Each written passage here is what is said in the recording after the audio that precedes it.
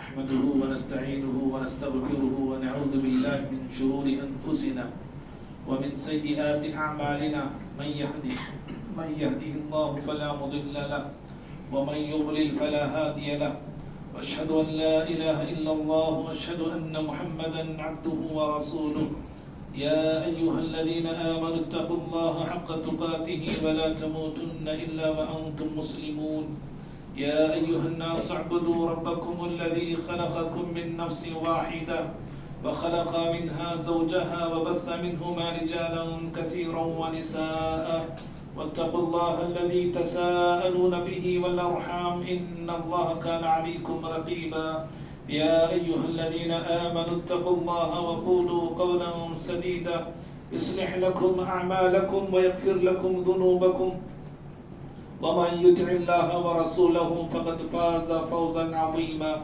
أما بعد فإن خير الحديث كتاب الله وخير الهدي هدي محمد صلى الله عليه وسلم وشر الأمور محدثاتها وكل محدثة بدعة وكل بدعة ضلالة وكل ضلالة في النار.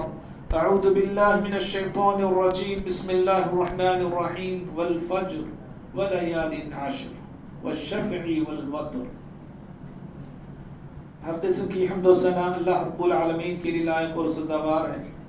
درود و سلام ہو تمام نبیوں پر، بالخصوص میرے اور آپ کے نبی احمد مجتبی محمد مصطفیٰ صلی اللہ علیہ وسلم کی ذات گرامی پر. اللہم صلی وسلم وبارک علی نبینا محمد. محترم حاضرین جمعہ، ابھی خطبہ مسنہ کے بعد سورۃ الفجر کی 3 آیتیں آپ کے سامنے پڑھی گئی ہیں. سورۃ الفجر 30ویں پارے کی بڑی مشہور سورت ہے اور یہ اس وقت نازل ہوئی جب مکے میں مسلمانوں پر، اہل ایمان پر ظلم ہو رہا تھا. مسلمان ستائے جا رہے تھے، مارے جا رہے تھے، پریشان کیے جا رہے تھے. اللہ تعالیٰ نے اس صورت میں مشرکین مکہ کو خبردار کیا جو پیارے نبی صلی اللہ علیہ وسلم کو ستا رہے تھے، اہل ایمان کو ستا رہے تھے. اللہ نے انہیں خبردار کیا قوم عاد، قوم سمود اور فرعون کا ذکر کر کے کہ دیکھو ان کے انجام سے عبرت لو. یہ قومیں جو تم سے پہلے تھیں اور تم سے زیادہ طاقتور تھیں، جب انہوں نے اپنی روش کو بدلا، اللہ کی زمین پر بغاوت کرنے لگے، نافرمانی کرنے لگے، وقت کے نبیوں کو ستایا، ایمان والوں کو پریشان کیا، تو اللہ تعالیٰ کے عذاب کا کوڑا ان پر برسا، ان قوموں پر. اگر تم بھی اے اہل مکہ انہی کی روش پہ چلتے ہو جو آخری نبی پیارے نبی صلی اللہ علیہ وسلم کے خلاف سازشیں کرتے ہو، اور جو اللہ کی عبادت کرنے والے لوگ ہیں، اللہ کی عبادت کرنے والے جو مومن ہیں، ان مومنوں کو پریشان کرتے ہو، ٹارچر کرتے ہو، تو پھر تمہیں ان کے انجام سے سبق لینا چاہیے.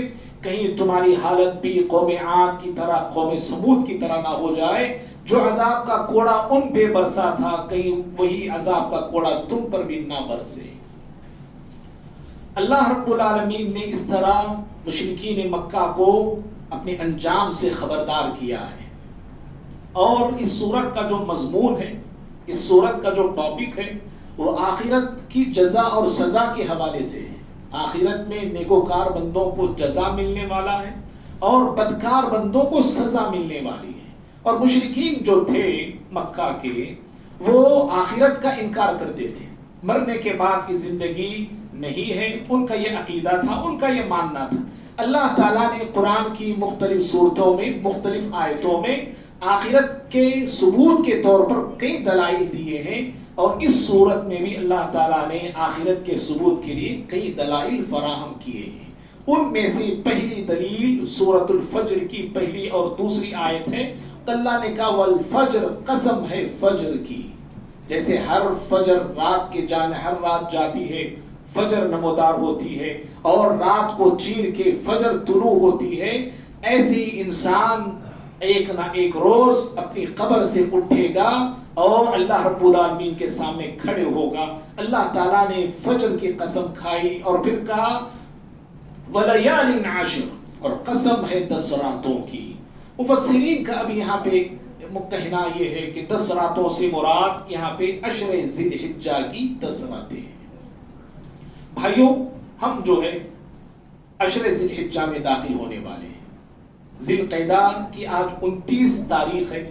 ہو سکتا ہے کہ آج ذی الحجہ کا شام میں چاند نظر آ جائے اور کل سے ذی الحجہ کے مہینے میں جو اسلامی سال کا ایک عظیم مہینہ ہے اس مہینے میں ہم داخل ہونے والے ہیں. ذی الحجہ کا مہینہ حرمت والا مہینہ ہے، عزت والا مہینہ ہے اور عظمت والا مہینہ ہے. جہاں یہ پورا مہینہ عزت والا ہے، حرمت والا ہے، وہیں پر اس مہینے کے شروع کے جو 10 دن ہیں وہ بھی بڑی عزت کے دن ہیں، بڑی عظمت کے دن ہیں، بڑی فضیلت کے دن ہیں اور بڑی اہمیت رکھنے والے دن ہیں. اور اس کی اہمیت اور اس کی فضیلت کے لیے یہی بات کافی ہے کہ اللہ رب العالمین نے عشر ذی الحجہ کے دنوں کی قسم کھائی ہے. شروع کے 10 دنوں کے اللہ نے قسم کھائی اور اللہ نے کہا وَلَيَالٍ عَشْرٍ، قسم ہے 10 راتوں کی. اور قرآن کا یہ اصول ہے اور طریقہ ہے کہ رات کہہ کر اس میں دن بھی مراد لیا جاتا ہے. اس کا مطلب یہ نہیں کہ صرف رات ہے بلکہ 24 گھنٹے اس سے مراد ہوتے ہیں، رات اور دن اس میں شامل ہوتے ہیں. تو اللہ نے ان 10 دنوں کی قسم کھائی. اور حضرت عبداللہ بن عباس، عبداللہ بن زبیر رضی اللہ تعالی عنہم اجمعین اس آیت کی تفسیر میں کہتے ہیں المراد بها عشر ذی الحجہ. یہاں پہ اللہ نے جو 10 راتوں کی قسم کھائی ہے، ان 10 راتوں سے مراد عشر ذی الحجہ ہے. ذی الحجہ کے مہینے کے شروع کے 10 دن ہیں. تھوڑا سامنے یہ بھائی. اور ان 10 دنوں کی فضیلت کے لیے جو اللہ نے قسم کھائی، قسم اللہ نے کیوں کھائی؟ اللہ تعالیٰ کو قسم کھانے کی ضرورت ہے کیا؟ نہیں. اللہ تعالیٰ کو اپنی بات رکھنے کے لیے، اپنی بات سنانے اور بتانے کے لیے قسم کھانے کی کوئی ضرورت نہیں ہے. جب اللہ تعالیٰ کسی بات کی قسم کھاتا ہے، کسی چیز کی قسم کھاتا ہے، کسی مقام کی قسم کھاتا ہے تو اس چیز کی عزت بڑھ جاتی ہے، اس مقام کی عزت بڑھ جاتی ہے، اس مقام کی عزت بڑھتی ہے، اس مقام کا مرتبہ بڑھتا ہے. تو اللہ تعالیٰ نے اس مقام کو یا اس چیز کو یا ان راتوں کو، ان دنوں کے مقام اور مرتبے کو بتانے کے لیے اللہ نے قسم کھایا. اور یہ جو 10 دن ہیں جن میں ہم بہت جلد انشاءاللہ داخل ہونے والے ہیں، روئے زمین میں تمام دنوں میں سب سے افضل دن ہے.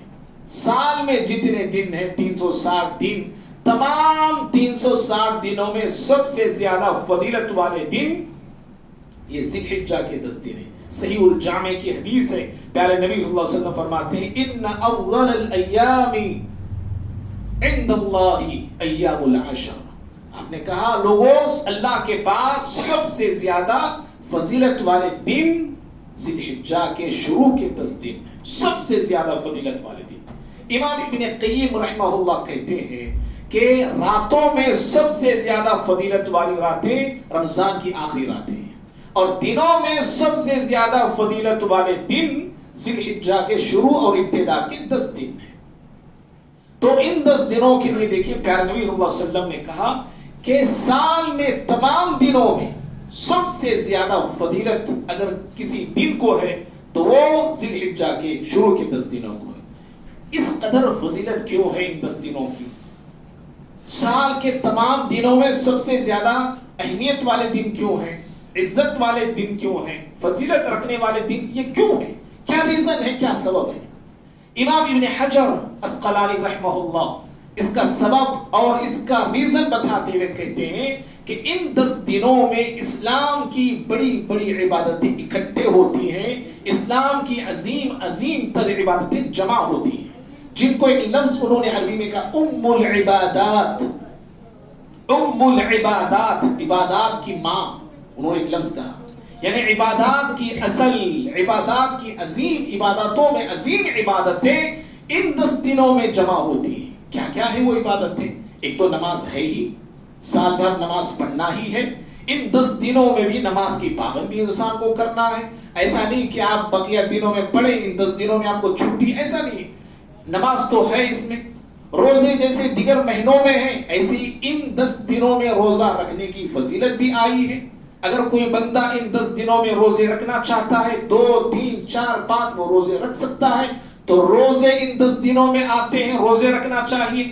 اور اسی طرح صدقے کا بھی حکم دیا گیا ہے، صدقہ کرنا چاہیے، جیسے ماہ رمضان میں بڑھ چڑھ کے اہل ایمان صدقہ کرتے ہیں، ایسے ہی ان 10 دنوں میں بھی صدقہ کرنا چاہیے۔ ابن عثیمین جو سعودی عرب کے بہت بڑے مفتی گزرے ہیں، ان سے پوچھا گیا کہ رمضان میں صدقہ کرنا افضل ہے یا ان 10 دنوں میں صدقہ کرنا افضل ہے؟ تو انہوں نے کہا کہ ان 10 دنوں میں کیا جانے والا صدقہ رمضان میں کیے جانے والے صدقے سے زیادہ افضل ہے۔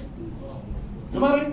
کیوں؟ اللہ نے ان 10 دنوں کی قسم کھائی اور پیارے نبی صلی اللہ علیہ وسلم نے ان 10 دنوں کو تمام دنوں میں افضل دن کہا ہے۔ لیکن ہمارا کام، ہمارا معاملہ، ہم سب ان 10 دنوں میں بھی غافل رہتے ہیں۔ معاف کریں، رمضان میں ایک شوق ہوتا ہے، ایک جذبہ ہوتا ہے، لیکن ان 10 دنوں کو عام دنوں کی طرح میں اور آپ اور اکثر مسلمان گزار دیتے ہیں۔ یاد رکھیے، ان 10 دنوں کی قدر ہم کریں یا نہ کریں، ان 10 دنوں میں عبادت کریں یا نہ کریں، ان 10 دنوں میں صدقہ ہم سے ہو یا نہ ہو، اللہ رب العالمین تو ہماری عبادات کا محتاج نہیں، اللہ رب العالمین ہمارے صدقات کا محتاج نہیں، اللہ رب العالمین ہمارے قربانیوں کا، ہمارے موٹے تازے جانوروں کا محتاج نہیں ہے۔ اللہ تعالیٰ کو ہماری عبادات کی ضرورت نہیں ہے، بلکہ عبادتوں کا صلہ اور عبادات کا بدلہ ہمیں خود ملنے والا ہے۔ سورہ اسراء میں اللہ نے کہا ان احسنتم احسنتم لانفسکم، کہا کہ اگر نیکی کرتے ہو، بھلائی کرتے ہو، وہ اپنے آپ کے لیے کرتے ہو، اس کا فائدہ اپنے آپ کو ملنے والا ہے، اس کی بھلائی اپنے آپ کو ملنے والی ہے، اور نیکی کا اجر اللہ کہتا ہے کہ تم اپنے آپ کے لیے تیار کر لیتے ہو۔ تو اگر ہم ان 10 دنوں کا انتظار ہم کریں یا نہ کریں، یہ 10 دن آئیں گے اور گزر جائیں گے، یہ 10 دن ہمارا انتظار نہیں کریں گے، سمجھ رہے؟ یہ 10 دن میرا آپ کا ویٹ کرنے والے اور انتظار کرنے والے نہیں ہیں، بلکہ ہمیں ان 10 دنوں کا انتظار کرنا چاہیے، ہمیں ان 10 دنوں کا اہتمام کرنا چاہیے، ہمیں ان 10 دنوں میں اللہ تعالیٰ کی عبادت کرنا چاہیے، بندگی کرنا چاہیے۔ تو صدقہ ہے، صدقہ بھی کرنا چاہیے۔ پیارے نبی صلی اللہ علیہ وسلم صدقے کے حوالے سے فرمایا، صحیح مسلم کی روایت ہے، ما نقص الصدقۃ من مال، سامنے آئیے بھائی تھوڑا جگہ دیجیے، ما نقص الصدقۃ من مال، صدقہ کرنے سے مال گھٹتا نہیں، صدقہ کرنے سے مال میں کمی آتی نہیں، بلکہ صدقہ کرنے سے اللہ تعالیٰ مال میں اضافہ کرتا ہے، صدقہ کرنے سے مال بڑھتا ہے، صدقہ دینے سے اللہ رب العالمین اس بندے کے مال میں، زندگی میں برکت عطا کرتا ہے۔ اور شیطان نے مجھے آپ کو یہ پٹی پڑا رکھا ہے کہ دو گے تو فقیر بن جاؤ گے، کنگال ہو جاؤ گے، مال تمہارا کم ہو جائے گا۔ اس طرح شیطان ہمیں الٹی پٹی پڑھاتا ہے، شریعت ہمیں سیدھی پٹی بتاتی ہے اور سیدھا راستہ دکھاتا ہے کہ جتنا دو گے اللہ رب العالمین اسی قدر تمہارے مال میں اضافہ کرے گا۔ تو صدقہ ان دنوں میں کرنا چاہیے۔ اور اسی طرح یہ 10 دن اس قدر اہمیت والے کیوں ہیں، عظمت والے کیوں ہیں؟ امام ابن حجر اسقلانی آگے کہتے ہیں کہ ان 10 دنوں میں ایک دن عرفہ کا دن ہے، اور یہ ایسے دن ہیں بھائیوں، ان 10 دنوں میں جو عبادتیں ہیں نا، پھر یہ آپ کو عبادتیں سال میں کسی مہینے میں نظر نہیں آئیں گی، سال میں نہ رمضان میں، نہ شوال میں، نہ رجب میں، پھر کسی مہینے میں یہ عبادتیں آپ کو نہیں دکھنے والی، صرف انہی 10 دنوں میں یہ عبادات ہیں، اور انہی 10 دنوں میں یہ عبادات اکٹھے ہوتی ہیں۔ عرفہ کا دن کیا ہے؟ عرفہ کا دن، عرفہ کے دن کو پیارے نبی صلی اللہ علیہ وسلم فرمایا الحج عرفہ، پہلی بات آپ نے کہا کہ میدان عرفہ میں قیام کرنا ہی دراصل یہی حج ہے، عرفہ کا قیام یہی حج ہے۔ اگر کسی حاجی کا عرفہ میں رکنا نہیں ہوتا ہے یا نہیں رکتا ہے یا عرفہ کے میدان میں نہیں آتا ہے، اس کا حج نہیں، اس کا حج ہی نہیں۔ الحج عرفہ کا صحیح مسلم کی روایت ہے، آپ نے کہا کہ اصل حج تو میدان عرفہ کا قیام ہے۔ اور دوسری بات، یوم عرفہ یہ وہ دن ہے کہ جس دن اللہ رب العالمین نے دین اسلام کو مکمل کیا ہے، اسلام مکمل ہوا ہے عرفہ کے دن، اسلام کمپلیٹ ہوا ہے عرفہ کے دن۔ اللہ رب العالمین نے اليوم اکملت لکم دینکم وَأَتْمَمْتُ عَلَيْكُمْ نِعْمَتِي وَرَضِيتُ لَكُمُ الْإِسْلَامَ دِينًا کہہ کے یہ بشارت، یہ خوشخبری، یہ صدا اہل ایمان کو دیا ہے کہ اللہ تعالیٰ کا جو دین آدم علیہ السلام سے شروع ہوا تھا یہ کمپلیٹ ہوا ہے پیارے نبی صلی اللہ علیہ وسلم کے دور میں، آپ کے زمانے میں، آپ کے حج کے دوران، اور اللہ نے اس دین کو مکمل کیا تو یوم عرفہ کے دن مکمل کر دیا۔ اسلام کی ساری تعلیمات مکمل ہو گئی، اسلام کے سارے احکامات مکمل ہو گئے، انسانیت کے لیے رشد اور ہدایت کا جو پیغام، جو سامان دینا تھا، اللہ رب العالمین نے وہ سامان سارا کا سارا اہل ایمان کو، دنیا والوں کو دے دیا، اور اس طرح اللہ رب العالمین کا دین جو ہے عرفہ کے دن مکمل ہو گیا ہے۔ اللہ کتنی عظیم بات ہے اور کتنی عظیم خوشخبری ہے۔ اور پھر عرفہ کا دن یہ اتنا عظیم دن ہے کہ اللہ رب العالمین آسمان دنیا پہ عرفہ کے دن آتا ہے۔ ہر رات تو اللہ آتا ہے، اس میں کوئی شک نہیں ہے، صحیح بخاری کی روایت ہے، ہر رات اللہ تعالیٰ آسمان دنیا پہ آتا ہے، لیکن خصوصیت کے ساتھ عرفہ کے دن رب العالمین آسمان دنیا پہ، جو ہمیں آسمان نظر آتا ہے اس کو آسمان دنیا کہا جاتا ہے، اس آسمان دنیا پر رب العالمین نازل ہوتے ہیں، نزول فرماتے ہیں، اور پھر اللہ تعالیٰ اپنے فرشتوں سے خطاب کر کے کہتا ہے کہ دیکھو میرے بندوں کو اے فرشتوں، جو عرفہ کے میدان میں سارے حاجی جمع ہوتے ہیں، ایک ہی لباس میں ہوتے ہیں، ایک ہی صدا میں ہوتے ہیں، ایک ہی آواز میں ہوتے ہیں، کیا امیر، کیا غریب، کیا تاجر، کیا مزدور، ہر شخص ایک لباس میں اور ایک آواز میں، دعا میں، مناجات میں، اللہ کے ذکر میں ہوتے ہیں۔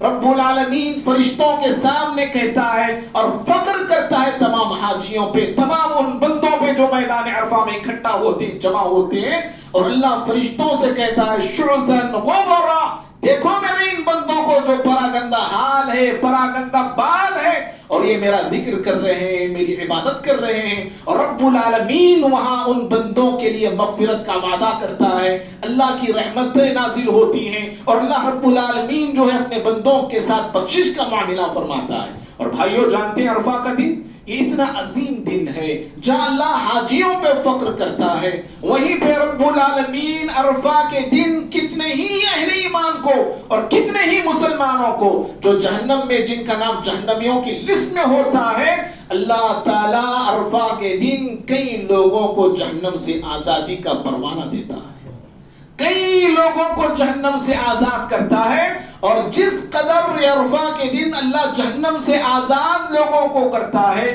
پھر اس قدر کسی اور دن لوگوں کو جہنم سے آزاد نہیں کرتا ہے۔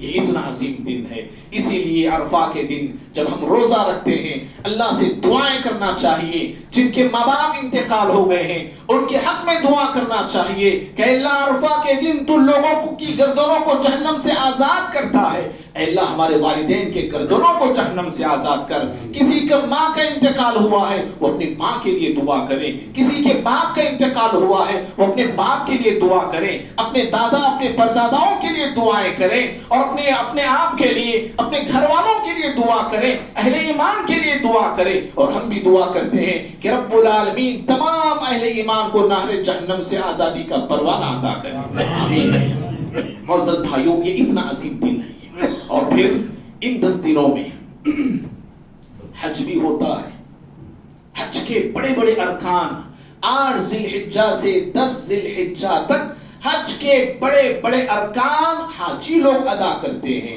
اور پھر حج جو ہے اسی ذی الحجہ کے مہینے میں ہے، آپ کو دیگر مہینوں میں حج آپ کو نہیں ملے گا۔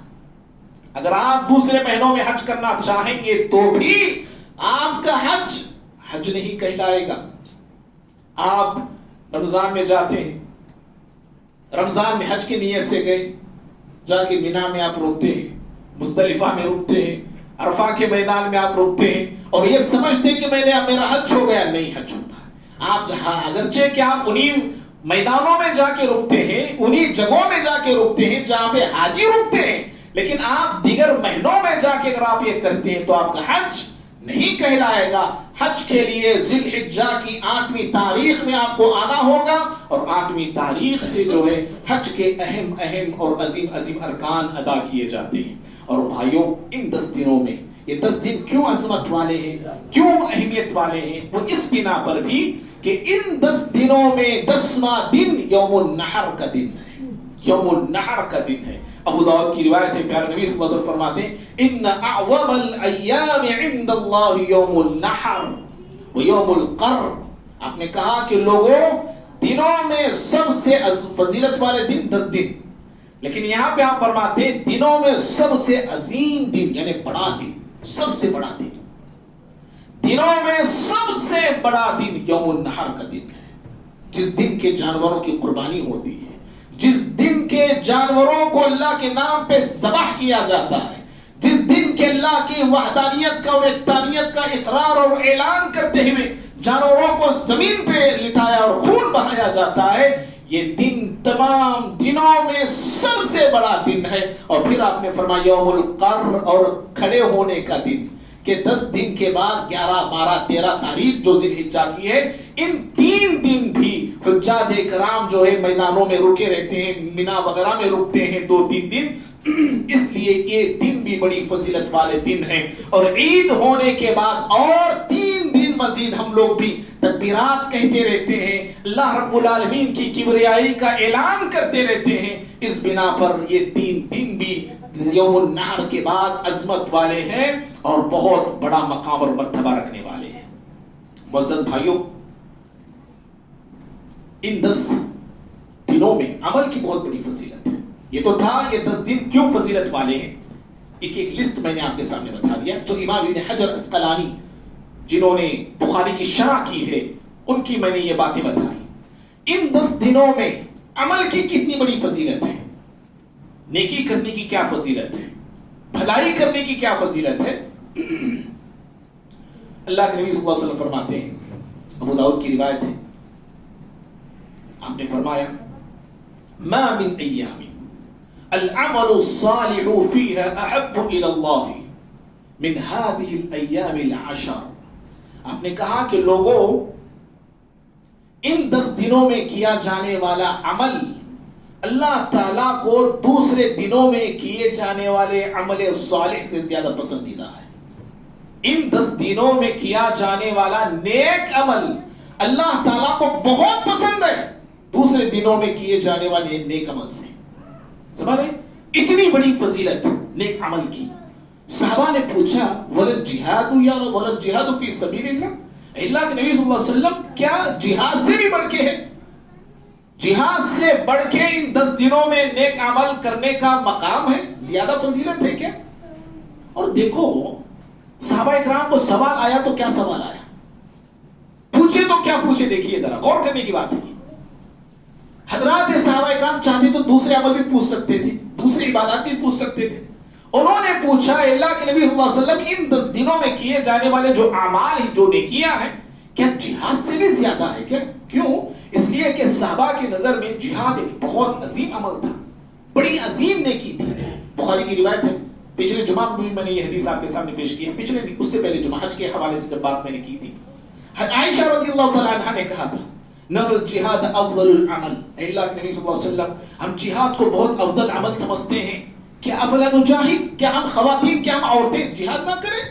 آپ نے فرمایا نہیں، خواتین جو ہے حج مبرور کریں، حج مبرور ہی ان کا جہاد ہے۔ دیکھو عورتیں کیا پوچھتی ہیں کہ ہم جہاد کو سب سے افضل عمل کہتے ہیں اور بھائیوں سمجھتے ہیں۔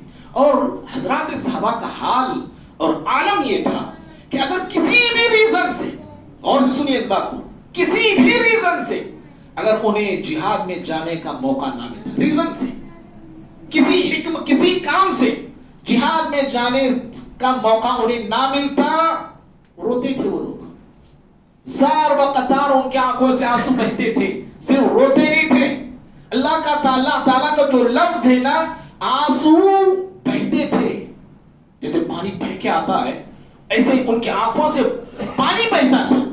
سورہ توبہ میں اللہ نے کہا ہے، سورہ نمبر 9 آیت نمبر 2 میں تولوا واعینہم تفیض من الدمع حزنا، اللہ نے کہا کہ جب ان سے کہا جاتا ہے کہ تم جہاد میں نہیں آ سکتے ہیں، ہمارے پاس سہولتیں نہیں تمہیں لے جانے کی، سواریاں نہیں ہمارے پاس تمہیں لے جانے کے لیے، جن صحابہ کے پاس سواریاں وغیرہ یا بندوبست یا سہولتیں نہیں ہوتی تھی، جب ان سے کہا جاتا کہ بھئی آپ نہیں آ سکتے کیونکہ سہولت نہیں آپ کو لے جانے کے لیے. قرآن کہتا ہے تولو، وہ وہاں سے لوٹ جاتے ہیں، وہاں سے پلٹتے ہیں. کیسے پلٹتے؟ کس عالم میں پلٹتے؟ کہا کہ ان کے آنکھوں سے آنسو بہتے ہیں غم کے مارے، غم سے، اداسی اور مایوسی سے ان کی آنکھوں سے آنسو نکلتے ہیں اور بہتے ہیں کہ ہمارے پاس بھی سواریاں ہوتی تو ہم بھی اللہ کے راستے میں جہاد کرتے، ہمارے پاس مال ہوتا تو مال ہم اللہ کے راستے میں لگاتے اور اللہ رب العالمین کے راستے میں میدان جہاد کے اور میدان جنگ میں ہم بھی کود پڑتے. اس طرح میدان جنگ سے اگر انہیں روکا جاتا کسی ریزن سے، وہ رویا کرتے تھے. اور بھائیوں، آج اس امت کا حال، آج اس امت پہ جو ذلت ہے، آج ہم ذلت سے جو دو چار ہیں، رسوائی سے جو دو چار ہیں، پریشانیوں سے جو دو چار ہیں، پشیمانیوں سے جو ہم گزر رہے ہیں، ہر طرف ہمیں مارا جاتا ہے. فٹ بال کی طرح ہمیں ہمارے ساتھ کھیلا جا رہا ہے، فٹ بال کی طرح ہمیں ادھر سے ادھر مارا، ادھر سے ادھر مارا. کوئی آ کے ہم پہ لوٹتا ہے، حملے کرتا ہے، ہمیں نوچتا ہے، ہمارے زمینوں میں قبضے جماتا ہے، دن دہاڑے ہمارے بستیوں کو جلا کر خاکستر کر دیتا ہے، ہمارے معصوم بچوں کو زندہ جلا دیا جاتا ہے، ہماری عورتوں کے جسموں کو آگ لگا کے انہیں خاکستر کیا جاتا ہے. آج یہ امت اس طرح کے عالم سے اور اس طرح کی کیفیت سے کیوں گزر رہی ہے؟ ہزاروں لاکھوں کی کروڑوں کی تعداد میں مسلمان آج دنیا بھر میں موجود ہیں، کئی ممالک ہمارے موجود ہیں. آج ہم مسلمان اس طرح ذلیل کیوں؟ اگر الیکشن میں کوئی رزلٹ ہمارے سوچ کے خلاف آتا ہے تو ہمارے چہروں پہ لالے پڑ جا رہے ہیں. کیوں؟ ایک وہ زمانہ تھا کہ ہم دشمن کی آنکھوں میں آنکھیں ڈال کے بات کیا کرتے تھے، دشمن ہمارے سامنے کھڑنے سے تھر تھراتا تھا اور کپ کپاتا تھا. اور آج ہماری کیا کیفیت ہو کے رہ گئی ہے؟ آج ہمارا عالم کیا ہو کے رہ گیا ہے؟ ہمارے آنکھوں سے آنسو پوچھنے والا کوئی نہیں، ہمیں دلاسا دینے والا کوئی نہیں، ہمیں جو ہے یقین دلانے والا اور ہمارا سہارا بننے والا کوئی نہیں. کیوں؟ بھائیوں، ریزن بہت سارے آپ لوگ بھی جانتے ہیں. ایک ریزن آپ نے کہا، جو اسباب ہیں، جو وجوہات ہیں، ان میں سے ایک وجہ پیارے نبی صلی اللہ علیہ وسلم بتاتے ہیں کہ اگر یہ امت دنیا کے پیچھے پڑے گی، دنیا کے پیچھے بھاگے گی، دنیا کو اپنا مقصد بنائے گی، دنیا کو اپنا ٹارگٹ بنائے گی اور دنیا کی چمک دمک رمق کو اپنی زندگی کا ہدف بنائے گی اور ترکتم الجہاد اور اللہ کے راستے میں لڑنے کا جو جذبہ ہے اس جذبے کو اپنے دلوں سے نکال کے پھینکے گی، اللہ تعالیٰ اس امت پر ذلت کو اللہ تعالیٰ لگا دے گا. صلت اللہ علیکم ذلہ، پیارے نبی صلی اللہ علیہ وسلم فرماتے ہیں، ابو داؤد کی روایت ہے، اللہ اس امت کو ذلت سے دو چار کر دے گا اور اس امت کا مقدر ذلت بن جائے گی. اس طرح ہم جو ہے ذلیل اور رسوا ہیں. صحابہ کو سوال آیا، اللہ کے نبی جہاد سے بڑھ کے بھی نہیں کیا ان 10 دنوں میں کیے جانے والے اعمال؟ آپ نے فرمایا کہ ہاں جہاد سے بھی بڑھ کر ان 10 دنوں میں کیے جانے والے اعمال اللہ کو پسند ہے. الا رجل خرج بنفسه وماله فلم يرجع من ذلك بشيء، لیکن وہ مجاہد جو اللہ کے راستے میں اپنا مال لگاتا ہے، اپنی جان لگاتا ہے، لیکن وہ پھر زندہ واپس نہیں آتا، شہید ہو جاتا ہے، راہ خدا میں اپنی گردن کو کٹا دیتا ہے، اس مجاہد کا مقام اور مرتبہ 10 دنوں میں کرنے والے اعمال سے بھی زیادہ اس مجاہد کا مقام ہے، اس مجاہد کا مقام ہے، اس غازی کا مقام ہے. بھائیوں، 2 باتیں معلوم ہوئی. پہلی بات تو یہ کہ ان 10 دنوں میں کیے جانے والے نیک عمل جہاد سے بھی بڑے ہیں. دوسری بات، ان 10 دنوں میں نیک عمل کرنے والا مجاہد سے بھی بڑا ہے. جی ہاں، اس مجاہد سے بڑا نہیں جو اللہ کے راستے میں شہید ہو جاتا ہے. معزز بھائیوں، ان 10 دنوں میں کیا کرنا ہے ابھی معلوم ہوا، نیک عمل کرنا ہے، نیک عمل کرنا ہے. کیا ہمیں ضرورت ہے نیک عمل کی؟ جی ضرورت ہے ہمیں نیک عمل کی، بہت ضرورت ہے. اگر کوئی کہتا ہے کہ مجھے کیا ضرورت ہے نیک عمل کی، پھر وہ جو ہے انسان نہیں، وہ شیطان ہے. نیک عمل کی ارے ہمیں کیوں ضرورت نہ ہو، جبکہ نبیوں کو ضرورت تھی نیک عمل کی، نبیوں کو ضرورت تھی نیک عمل کی، انبیاء نیک عمل کے لیے اللہ سے توفیق مانگتے تھے. سلیمان علیہ السلام کی دعا سورہ نمل سورہ 27 آیت نمبر 19 میں اللہ نے نقل کیا ان اعمل صالحا ترضاه. کہتے تھے پروردگارا مجھے ایسے نیک عمل کی توفیق دے جو نیک عمل کے تجھے راضی کر دے, جو نیک عمل کے تجھے خوش کر دے. حضرت سلیمان علیہ السلام کو ضرورت ہے نیک عمل کی, ہمیں ضرورت نہیں نیک عمل کی. کیوں نہیں؟ ہم تو سرتا تلوے تک گناہوں میں لت پت انسان ہیں. دن رات ہماری زندگی گناہوں میں گزر رہی ہے, فجور میں گزر رہی ہے. ہمیں کیوں ضرورت نہیں ہے نیک عمل کی؟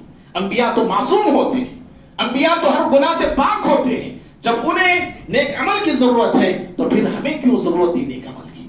تو ہمیں بھی چاہیے کہ نیک عمل ان دنوں میں کریں. کیا ہے نیک عمل؟ نیک عمل کسے کہتے ہیں؟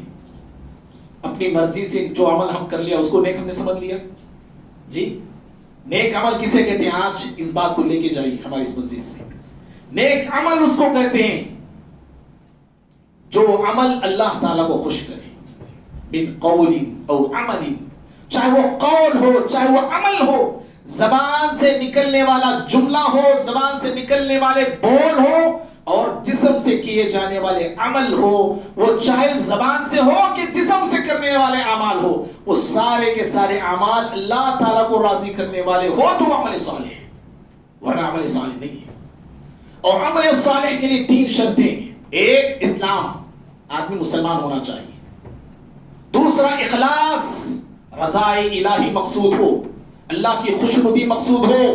اور تیسرا, اتباع رسول صلی اللہ علیہ وسلم, پیارے نبی صلی اللہ علیہ وسلم کی اتباع ہو, پیروی ہو اس عمل میں, تب جا کے وہ نیک عمل اللہ کے پاس قابل قبول ہوتا ہے. اور نیک عمل کوئی بھی ہو سکتا ہے, کوئی کام نیک عمل ہو سکتا ہے.